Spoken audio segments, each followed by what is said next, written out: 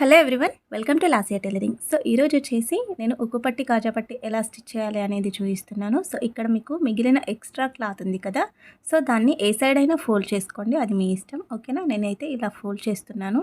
Fold చేసిన తర్వాత మనం స్టిచ్ చేసుకున్న ఈ ఉక్కు పట్టి కాజా పట్టి లెంత్ ఎంత ఉందో అది ఫస్ట్ మెజర్ చూసుకోవాలండి. చూసుకున్న తర్వాత ఇలాగా ఒక 2.5 ఇంచ్కి కటింగ్ అనేది చేసేయండి. పైనకి కిందికి కొద్దిగా ఒక హాఫ్ ఇంచ్ అలాగా ఒక పావు ఇంచ్ ఎక్స్ట్రా ఉండేట్టు చూసుకోండి, డైరెక్ట్గా కట్ చేయొద్దు. ఓకేనా, సో ఇలాగా ఎక్స్ట్రా అయితే కట్ చేసుకోవచ్చు అండి, నో ప్రాబ్లం. ఓకేనా, సో ఇక్కడ వన్ సైడ్ దానికి ఏదైనా సరే ఒక దానికి ఇలాగా లైట్గా ఒక పావు ఇంచు ఫోల్డ్ చేసి ఇలా స్టిచ్ వేసుకోండి. ఈ స్టిచ్ వేసేప్పుడు మీరు ఎంత పెద్దగా అయినా వేసుకోవచ్చు అండి.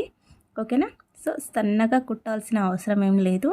సో ఇలాగా స్టిచ్ వేసేసుకొని నాటేసేసుకొని పక్కన పెట్టేసుకోండి. ఓకేనా, సో ఇలా కంప్లీట్ చేసుకున్న తర్వాత ఇక్కడ ఫ్రంట్ పార్ట్స్ రెండు కూడా తీసుకుందాం. ఇక్కడ మీరు మీ రైట్ సైడ్ ఉన్న హ్యాండ్ సైడ్ ఉంటుంది కదా, దాన్ని రైట్ మార్కింగ్ లాగా చేసుకోండి. లెఫ్ట్ హ్యాండ్లో ఉంది లెఫ్ట్ సైడ్ అని రాసేసుకొని పెట్టుకోండి. ఓకేనా, రైట్ హ్యాండ్ సైడ్ ఏమో right part, left hand side left part, అలా మార్జిన్ చేసేసుకొని మీరు ఇలాగా రెండింటికి కూడా రాసుకొని పెట్టుకోండి, కన్ఫ్యూజ్ అవ్వకుండా ఉంటారు. ఓకేనా, సో ఏ పార్ట్కి ఏది ఫోల్డ్ చేస్తే కరెక్ట్గా వస్తుంది అనే దానికోసం అనమాట. ఓకేనా, సో ఇక్కడ వచ్చేసి యాజ్ ఇట్ ఈజ్ ఇలాగ 2.5 ఇంచ్ క్లాత్ తీసుకున్నాం కదా మనం, దీన్ని ఇలాగా మధ్యలోకి ఫోల్డ్ చేసి అలాగే కిందికి కూడా ఫోల్డ్ చేసి ఇక్కడ క్రాస్ బెల్ట్ వేసిన స్టిచ్ ఉంది కదా ఫోల్డింగ్, అక్కడి నుండి మీరు ఇలాగా సమానంగా స్టిచ్ అనేది వేసేయండి. ఓకే, సో ఇలా స్టిచ్ వేసుకున్న తర్వాత చూస్తున్నారు కదా, యాజ్ ఇట్ ఈజ్ మనం నడుం బెల్ట్ ఎలా వేస్తామో అదే విధంగా ఉంటుందండి.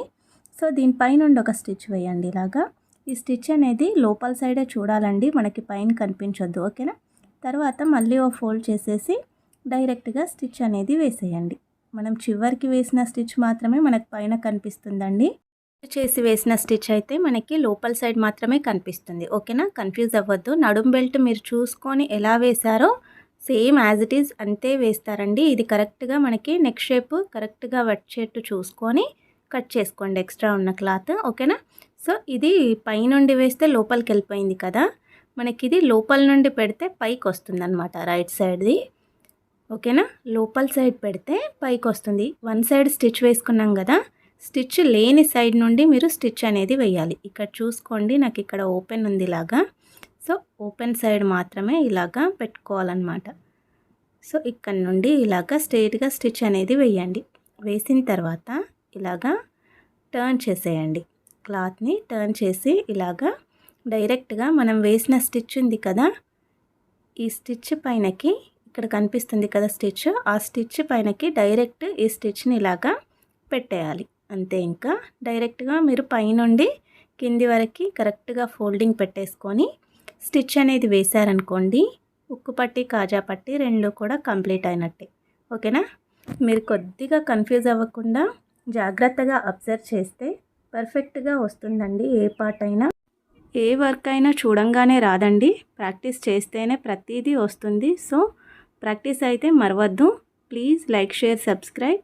Thanks for watching.